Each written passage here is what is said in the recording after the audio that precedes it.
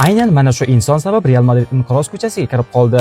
Yo'q, bu Kylian Mbappe, Xabi Alonso yoki Florentino Perez emas. Aslida bu inson kelguniga qadar Real Madridda ishlar joyida edi.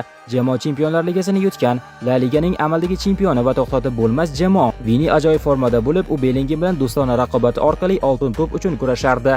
Jamoada ichki muhit ham a'lo darajada. Ammo u keldi va hammasi o'zgardi. Hansi Flik Barselonaga kelganidan so'ng 6 bor Realni tormor qildi. Deyarli har o'yindagi yirik va ishonchli g'alabalar. Bu g'alabalar ichida 2 bor Superkubok, 1 bora kubok tortib olingan final. Aniqki klassikalardagi mag'lubiyatlar Real uchun juda qattiq ta'sir qiladi va ichki tizim ishdan chiqadi. Eslang, Flik kelishidan oldin Barselona Yevropa Ligasi darajasidagi klub edi.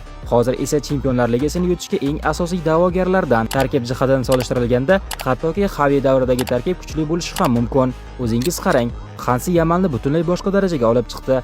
Rafinani jaryoqasidan oltin to'p darajasiga ko'tardi. Pedrini dunyoning eng yaxshi markaz futbolchisiga aylantirdi.